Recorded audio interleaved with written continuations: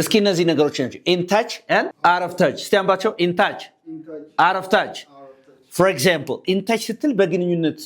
ላይ ያለ ማለት ነው for example እንደዚህ ብትል let's keep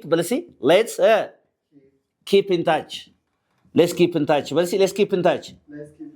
እንገናኝ ግንኙነታችን ይቀጥል እንገናኝ ለማለት ስል let's keep in touch ትላለህ alright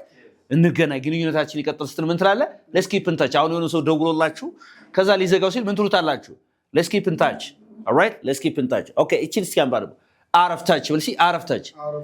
ግንኙነቱ የተቋረጠ ሳትገናኝ ከቀረህ ማለት you have been out of touch ስለዚህ ለሁለት ወር ያህል ግንኙነታችን ተቋርጦ ነበር አልተገናኘንም ስትል ምን ትላለህ we have been we have been